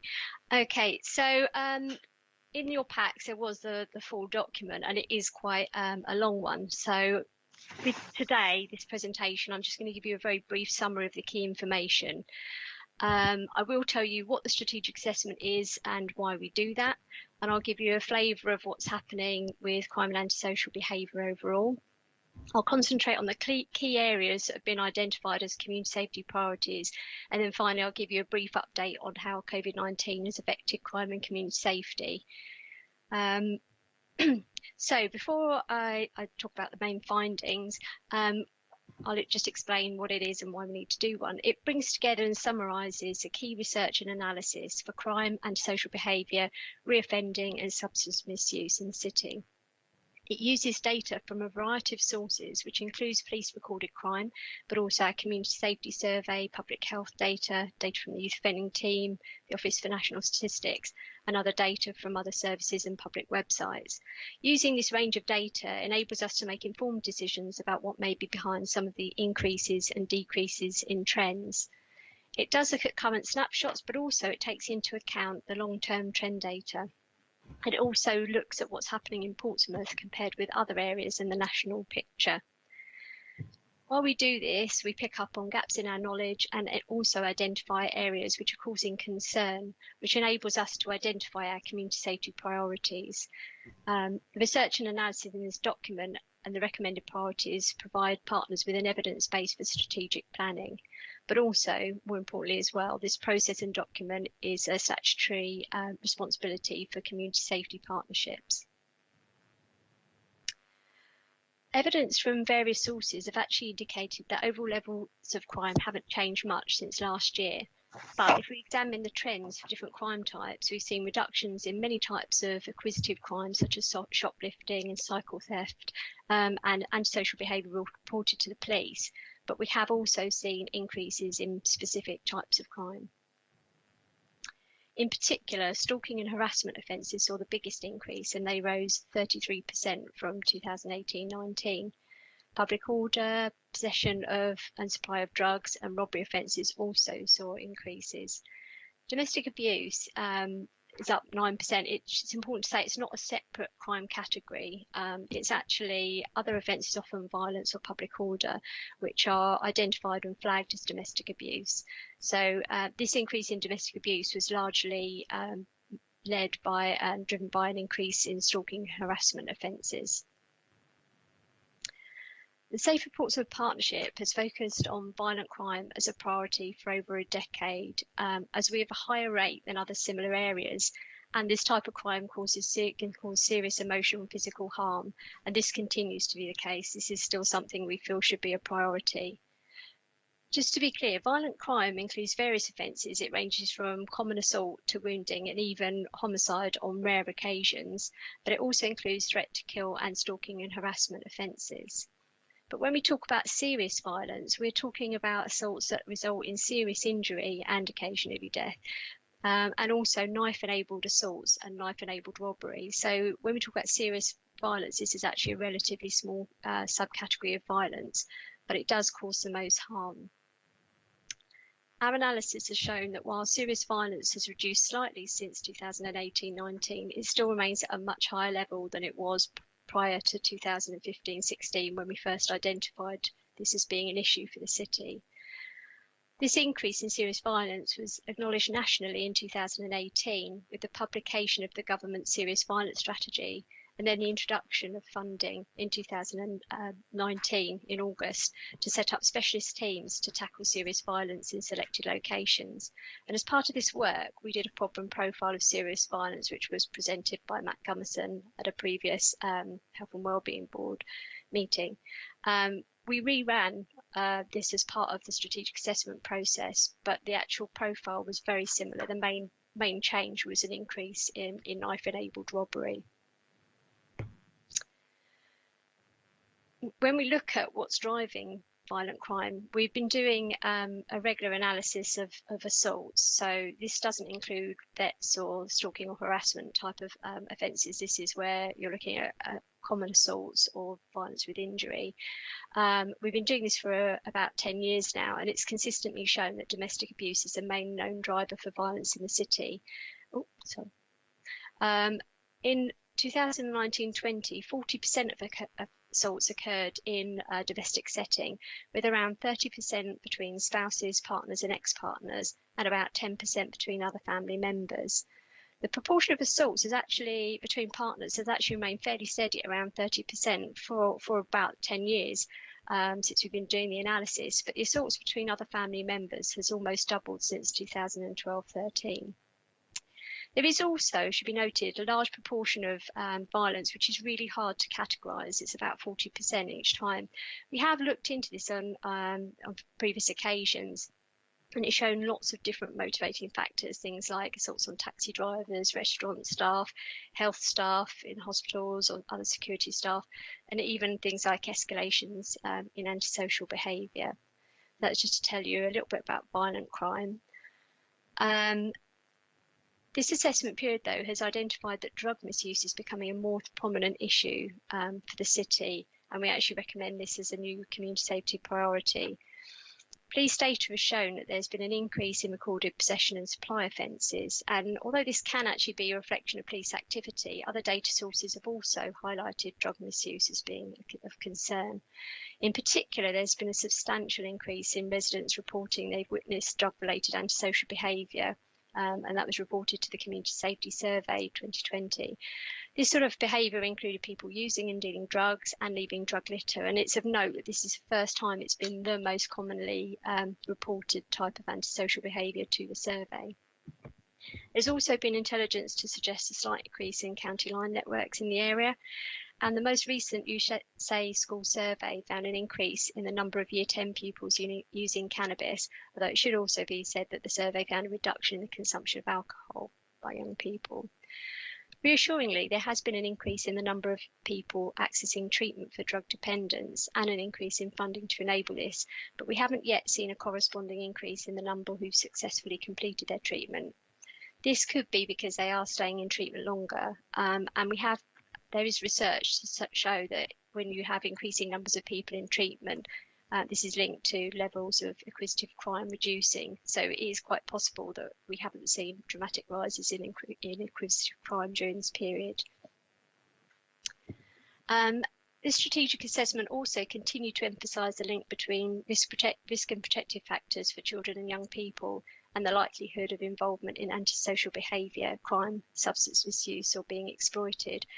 Research that supports this link and the importance of early intervention has been around for over a decade, for example, by the Youth Justice Board, and more recently the research by Bellis et al. Around the ACEs. There wasn't time this time to do detailed analysis of youth offending data or monitor all risk and protective factors for Portsmouth, but a suggested framework was developed as part of the Violence Reduction Unit work, and it is recommended this is populated to identify areas which could be contributing to our young people being at risk. We did do a bit of research around young people at risk for this a strategic assessment, and we did find a few areas of concern, including an increase in first-time entrants to the youth justice system and an increase in young people at risk of exploitation. So how is everything all linked together? So this is a diagram that we've shown before, and it's quite a simplistic diagram, but the facts and the statistics demonstrate how many of our previous and existing priorities overlap and impact on one another. This diagram is available on request along with the slides if you want to have a closer look at this. Many of the main themes have remained the same for a number of years, but the changes in partnership structure and the amalgamation of the Safer Portsmouth Partnership into the Health and Wellbeing Board has meant there's a need for a clearer focus on fewer priorities. So we recommend that the community safety priorities should be tackling violent crime, continuing to focus on domestic abuse, serious violence and knife-enabled violence, tackling drug misuse in the city, and early identification of and interventions with children and young people at risk of exploitation or abuse, of misusing substances and of perpetrating antisocial behaviour or offending. Now, there's quite a lot of work already ongoing. There's considerable overlap with the police identified priorities for Hampshire around the areas of drug-related harm, domestic abuse and serious violence, including knife-enabled violence, and with the themes of children and partnership. There's also considerable overlap with the Children's Trust Priority 2, which is focused on safeguarding and which includes youth offending and violence, exploitation and tackling domestic abuse. So those are the themes that we would like you to consider. And when I hand back to Lisa in a minute, she'll carry that on for me. But before I finish up, I want to make it clear that the strategic assessment covered the financial year April 2019 to March 2020. So the effects of COVID-19 on the findings were really minimal. So what I did is added an additional section which examined the data from April to June 2020 to consider the impact of COVID-19 on community safety. And actually we found that most types of crime, particularly acquisitive crime, really dipped in April, as you can see, like on the chart there. and gradually returned to pre-lockdown levels by June. And currently, like, we're sort of seeing a normal level of what we'd expect to see for most types of crime. However, reports of antisocial behaviour did increase substantially during this quarter, and there was also a high level of public order and possession of a weapon offences, which police analysis found was often linked to people not following social distancing measures. Drug possession and supply offences also continued to increase, and county line networks appear to have remained active during this time. We did think that domestic abuse would greatly increase during lockdown due to the stresses of families spending increased time together alongside pressures of homeschooling, working from home and financial instability or hardship. And during April to June 2020, there was a slight increase in domestic abuse crimes reported to the police, about 4%, but not as much as we expected to see. We also looked at referrals. High-risk referrals to specialist support services increased marginally, but there was no increase in medium-risk referrals during this time, which we sort of found a bit surprising. But what we feel is that it's likely that levels of domestic abuse are higher than the reported crime suggest, but that lockdown measures have provided less opportunity for people experiencing domestic abuse to seek support or help, or to engage with specialist services. So this could indicate that we might see an increase in reports or demand for services in the next few months. Also, since I circulated a draft strategic assessment, Alan Noble sent me a report from the Royal College of Psychiatrists drawing attention to the fact that many more adults are drinking at high risk levels since the last estimate. This they feel is likely to be due to stress and anxiety caused by the pandemic and lockdown measures. And that means that there's also likely to be an increase in demand for alcohol dependency services in the medium term. Really, the situation with regards to the COVID pandemic is quite uncertain, but it's already had far-reaching impacts on many aspects of people's lives, including, not limited to, emotional and mental health and financial stress or hardship. But the full extent of the impact, particularly on children and young people, is unlikely to be known for many years. Okay, and before I hand over back to Lisa, I'd just like to draw your attention to the fact that the document you've seen is a draft document. It's also a restricted document, but there's still time for amendments. So if there's any research or context you think is missing, then please do let me know, and I can make amendments to that. And also, if there's anything that you feel is sensitive and should be redacted from the public version, also please do let me know. Okay. Okay, great. Thanks very much, Sam. So just before we take some questions, obviously that Sam and I are here, and there's Rob Mitchell as well from the police, obviously, is here, who can hopefully answer some questions. Councillor Hunt's asked me to read out the following comments. He wasn't able to attend today, but he did read the strategic assessment, and he had the following comments. So on crime recording, ASB particularly, I'm concerned about what appears to be a clash of evidence about reports of antisocial behaviour. Police data suggests this is reducing, but our local crime and community safety survey found more people not reporting to the police. I'm also concerned that there are still problems with reports of rape, and this is something that I will take to be talking to my police colleagues about in the coming weeks, and will raise at the next Police and Crime panel with the Police and Crime Commissioner. Violence. I also worry about levels of violence. The picture is more complex than at first sight. The research in the document shows that most types of violence have not been increasing despite the upward trend in crime recorded by the police. But the devil is always in the detail, and the report goes on to say that the most serious violence offences have been increasing since 2012-13, but have recently stabilised. We already have a violence reduction plan in place to prevent violence from escalating in the first place, and intervening early with young people. Drug misuse. I understand officers have submitted and continue to submit funding bids to improve drug treatment services.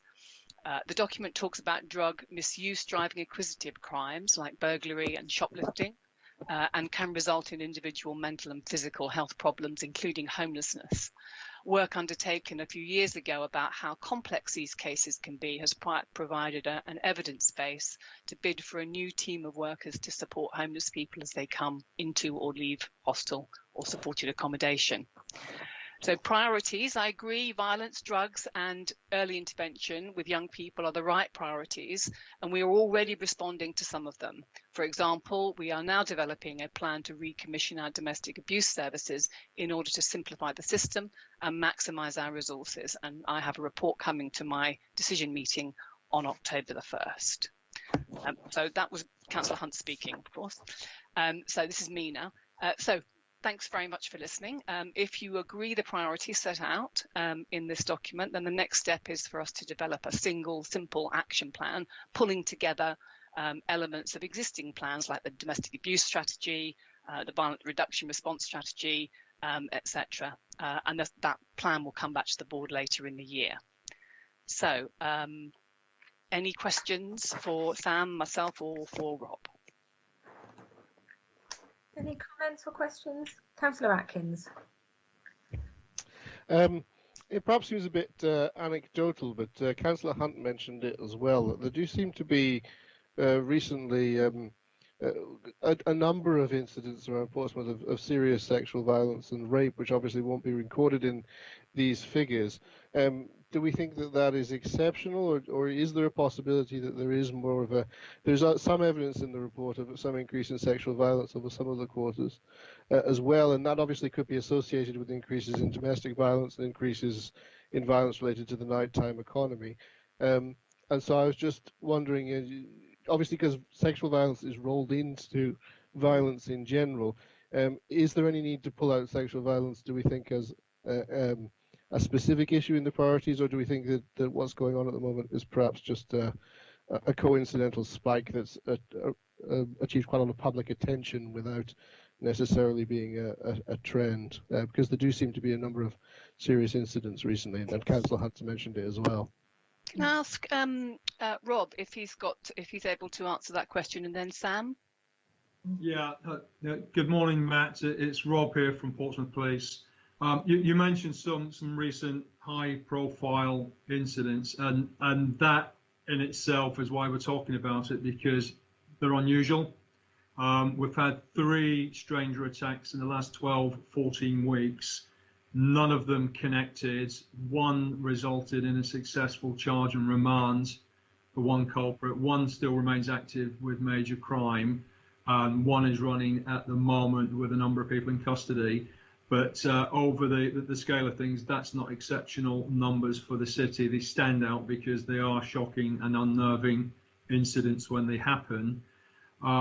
Any increase in sexual assault recording, we have to remember that reports of rapes, they're not always current.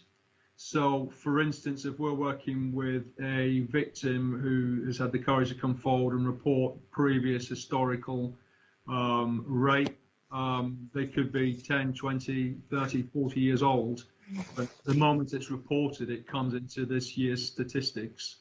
So within those figures, please remember there's historic recording in there as well. Many of them will be domestic related. A lot of them will be acquaintances and known. So when we look at the incidents I've talked about at the beginning, stranger attacks, thankfully that is unusual for the city, but notwithstanding that any sexual violence is traumatic and life-changing for the victim and the family, but a lot of that will be historic, so it's hard to say that is a rising trend for us. Some of that could be more confidence in victims actually coming forward and reporting. I'll give an example. There's an historic investigation into the abuse of young boys over a number of decades within the city. That is still generating new rape complaints and allegations being recorded this very month, but they're a number of years old, but they will be recorded for that. So within that, there's a lot of detail that you have to strip out. So going back to your question, does it need to be a separate priority for the partnership? That's open to the partnership to discuss. Happy to look at that with Lisa and the rest of the community safety team. Generally, from a police point of view, I'm happy with the recommendations that we need to be tackling violent crime and in particular domestic abuse, which historically, wherever I've worked, be it the New Forest, Havant, Waterlooville, Southampton, Portsmouth, it's nearly always 30% of all violent crime for us. sometimes reaching 40% in some areas. And when that rises, that's usually a degree that the commission services and partnerships are working well and people have got the confidence to report it to us in the first place. Knife crime is a concern. It's a concern nationally, and quite rightly, it's reported within the body of the main priority we're looking at. Our violence crime reduction units are looking at a number of initiatives going into the schools with the Safe for Me project, Operation Sector, which runs across the country to tackle knife-enabled crime. Again, within the statistics for offensive weapons, we do have a growing trend of people ordering items online through the internet and them being intercepted by colleagues in the border agency and customs.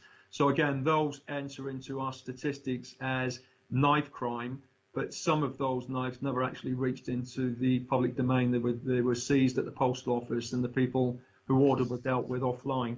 So that remains a priority, particularly with young people, education and trying to tackle that. And I'm pleased to say we're working on, within Hampshire Constabulary, a youth reference group to help us get closer to young people within the city, particularly those with a lived experience of domestic violence or dealing with, with the police, to actually try and get better tuned into how we educate and deal knife carrying with young people as well. So that's long-term educational work. The other priorities, tackling drug misuse, that's alcohol in there as well. So many of the violent themes we're talking about, domestic abuse, knife carrying, exploitation of young people, drugs is at the heart of that with the county lines again. And speaking to our lead for violent crime and more serious violent crime and county lines is DCI Nick Healing. He would point out he's concerned that possibly we need to look at our drugs policy as a partnership and looking at how we fund interventions. We have a large and aging drug dependent addicted population within the city that will always provide a customer base for those that want to bring the violence and drugs into the city. And if we can tackle that demand, we might actually better tackle the exploiters that are coming in and endangering young people and vulnerable people in the city as well. But that's longer term partnership as well. But we must think about that. It's not always a case of just locking people up. It's actually trying to deal with the need for drugs in the first place. Sexual violence, going back to that, Matt, it's a complicated picture. It looks like a lot, but bearing in mind there's a lot of historic stuff in there. There's a lot of domestic violence stuff in there that's been unpicked through good work through commission services and people being strong enough to report it. The stranger element, thankfully, is still quite rare. Thank you. That's very helpful. Thank you. I'm going to go to Sam next, so she can come back on that, and then I'll go to Jackie and Steve Ash. Okay, thank you. Actually, I'd just like to say that I agree with Rob. Actually, there's been a few high-profile cases, but we haven't seen a massive increase in that type of offence. But because of this, obviously, we'll be monitoring it very carefully. More of concern to me is around the sort of low formal action taken rate. That's something that concerns me a bit more, where that's quite low. However, again, a lot of that can be around historic reporting of things and the difficulty in moving cases forward in the future. But I still think that requires a little bit more, looking at. Okay, thank you. Thank you, Jackie, and then Steve Ash. Thank you. I was wanting to pick up a bit on the last point around the drug misuse and the drop in performance in terms of drug treatment, and the comment that was always made that may be also attributed to previous budget reductions. So my challenge to us is how we get to a place where we have sufficient funding to underpin any of the drug misuse services and this sort of thing, and that we don't get into a position where we chop it one year, then it becomes an issue, so we expand it another year, and then it drops off the table and something else balloons up. But we have a consistent approach, an affordable, sustainable approach to this big issue. Yeah. Thank you. Yeah, I think that's a good point, Jackie. Steve. It's just for Sam, really. I haven't had a chance to read the assessment as I'm new in role. Could you just share that slide you had with the request email for it again? So I'm just... Sorry, Sam, you're muted. We could send it round, perhaps. Yep. I can send round. I can send round all the slides actually, if people would like that. I think that would be helpful, and then people can feed back if they've got any further comments once they've read it in more detail. Lovely, thank you. Absolutely. Thanks so much. Lovely, thank you. Was there any more comments before I move on? Lovely. So we had the recommendation to approve the new priorities, and then it's going to be use the information in the strategic assessment to develop an interim community safety plan for the next 12 months, and obviously guide evidence-based day-to-day decision making and resource allocation, and recognise that in the current climate of reduced resources across services, we really need to focus on improving performance by working together in relation to identify gaps in knowledge or additional recommended research. Are we happy with those recommendations? Oh, Jude, Councillor Smythe's waving. I was just going to say, is there an answer for Jackie Powell's very important point about the need for a sort of base budget that's sufficient to deal with the drug issues? Is that something that should be added to the recommendations? She didn't really get an answer. Yeah. Are people happy with to add that as a recommendation? Any comments? Yeah. So Rob, yeah, certainly from my point of view, I think we need to be looking at provision to actually tackle that base of dependent people who need help. Yep. Okay, Sam. I was going to say actually that in support of what Jackie Powell had said, when we've looked at the numbers in treatment and the associated funding, previously we have seen a massive drop in the numbers in treatment, and it's just starting to go up again now with the redesign of the services and everything. It's a shame Alan Noble's not here, because I think he could give a bit more context really to that. But there does seem to be like this link between funding and obviously numbers in treatment capacity. Although we have seen there is nationally an increased drug misuse is a bit more of an issue nationally as well as just in Portsmouth too. So Matt Gummerson, you've got a comment to come in? Yes, if I may, Chair. I did speak to Alan this morning at our Public Health Bronze meeting because he couldn't be here, and he did want to reiterate that point, that there is a clear correlation between the drop in funding for substance misuse services from around 4.8 million in 2013-14 to 2.8 million now, and that you can see a clear correlation, not necessarily causation, between the decline in funding and the decline in numbers in treatment, and a slight increase in numbers in treatment with the slight increase in funding in the most recent year.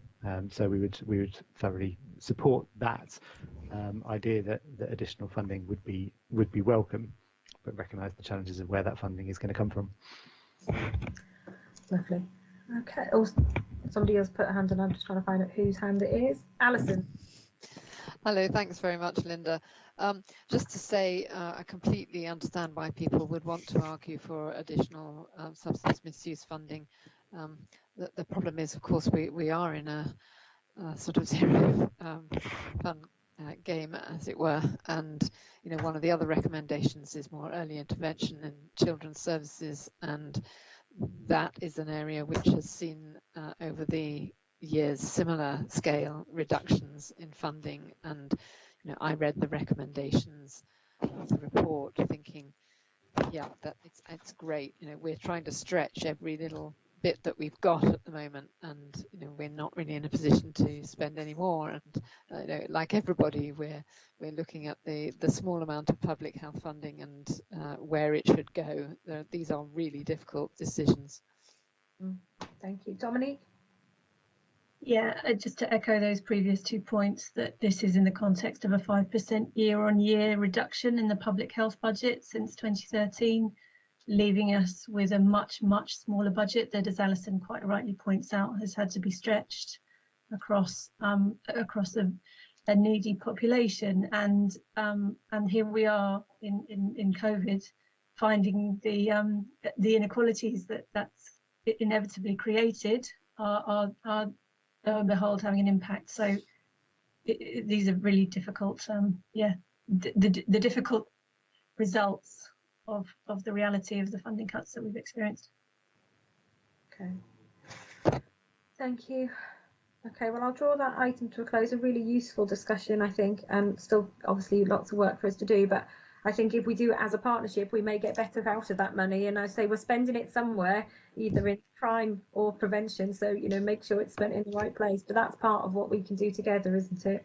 So fantastic. So, Alison, I'm very conscious of the time, and you've got two papers to present. So I'll move swiftly on to you for your troubled families one first, please. Okay, thank you, Linda. We really just wanted to draw people's attention to the fact that central government has asked us to do a self-assessment about how far we've used the Troubled Families programme to drive reform across our partnership in the way in which we support families. And on the whole, our self-assessment is pretty good here. There's a lot of really important things we've done, for example, setting up the lead professional role and the model of the team around the worker to try and streamline, to really focus on the families who most need our help and coordinate our plans. I'll just draw attention to one of the things that we recognise we need to do more is getting ahead of the curve in terms of our data analysis and trying to look at whether we can bring more data sets together to do this complicated thing called predictive analytics, which actually has a huge ethical debate attached to it as well, which we absolutely haven't got time to go into here. But it is something, I think, that is relevant to our thinking about prevention across the health and care strategy, not just children. You know, the Troubled Families Initiative, the work that we need to do is very relevant to community safety and to the management of demand for community adult services as well as children. So I just really wanted to draw people's attention to it. Happy to try and answer questions if I can. Any comments or questions? Ines. Yes, it was just to endorse Alison's comments actually, and I think Alison, you and I have talked, haven't we, about actually how do we start to bring together some concerted action around the family, however we and others define family, of course, as well. And I'd be quite willing to sit down with others and begin that concerted action in whatever form that takes, because I think it would be of benefit to the world of adults as much as it will be to children and families and all the other worlds as well. I don't have any strong ideas about how we progress that. I'm just putting my hand up to say I'm willing. Yeah. Fantastic. That's really good to hear. Thank you, Ines. I mean, we are down the journey, as it were. There's various things we have already done, but if we can progress still further around adult mental health, adult substance misuse, I think that'd be really helpful. Okay. Any other comments? No.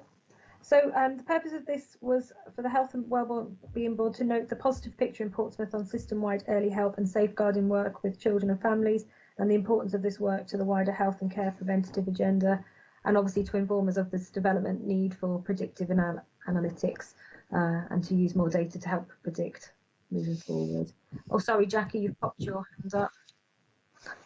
I know you popped it down again.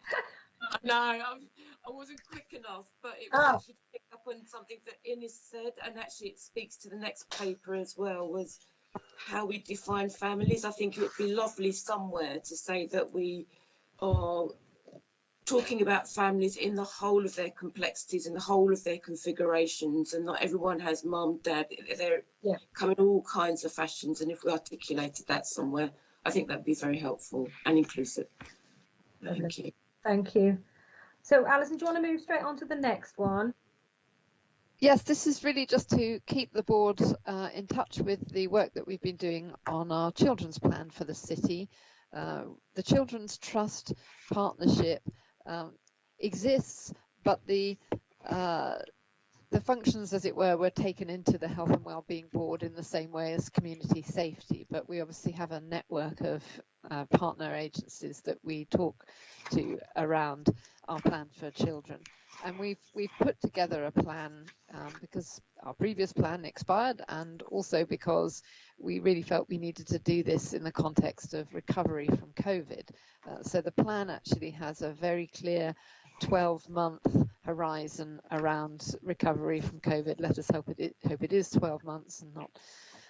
But I suppose inevitably it will be longer, but it's quite focused. So some aspects of it, for example, in education, heavy focus on developing the remote learning strategy and the digital work, which unfortunately this week a number of children in the city will be back to. So it has a 3-year horizon. We obviously will need to both inform and take account of the developing work around a health and care, a sort of health and wellbeing strategy that this board will be looking at its next meeting. But I hope that the work that we've done in children will be a useful foundation in any case. I draw attention to 2 things. One, that we have a new safeguarding strategy, which is very broad, which includes the prevention of offending by young people and our response to exploitation and our response to domestic abuse.